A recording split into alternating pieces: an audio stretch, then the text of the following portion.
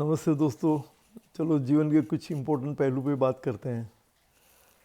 हर एक इंसान के भीतर, चाहे वह पुरुष हो, स्त्री हो या बच्चा, ईश्वर का एक मूल बीज मौजूद होता है। कभी कभी जीवन की विपत्तियां, अहंकार, दिखावा या दुनिया की चीज़ों की अंधी पूजा इस बीज को ढक देती है, लेकिन वह बीज कभी नष्ट नहीं होता।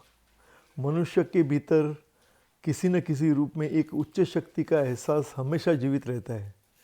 इसलिए मानव इतिहास में अनगिनत बार हमने देखा है कि जब इंसान इस शक्ति पर भरोसा करता है तो उसके जीवन में चमत्कारिक परिवर्तन संभव हो जाते हैं। दुनिया के कई कई बड़े धार्मिक नेता और कई प्रभावशाली राजनेता इसी ईश्वर की मूल पहचान का लाभ भी उठाते हैं। वे जानते हैं कि इंसान के भीतर ईश्वर का यह बीज कितना संवेदनशील और कितना शक्तिशाली है, और कई बार वे इसे अपने प्रभाव, सत्ता या लोकप्रियता बढ़ाने के लिए इस्तेमाल करते हैं।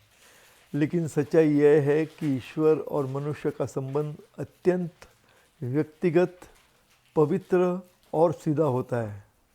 यह एक ऐसा रिश्ता है जिसमें किसी तीसरे व्यक्ति, चाहे वह धार्मिक नेता हो, राजनेता हो या कोई गुरु हो या कोई संस्था, किसी को भी बीच में आने का अधिकार नहीं है। ईश्वर और मनुष्य का यह संबंध हम दोनों के बीच की बातचीत है। इसमें किसी को हस्तक्षेप करना नहीं चाहिए।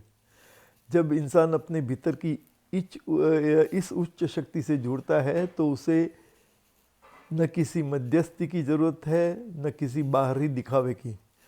वह शक्ति स्वयं मार्गदर्शन देती है, मार्ग दिखाती है, स्वयं सहारा देती है और स्वयं परिवर्तन लाती है।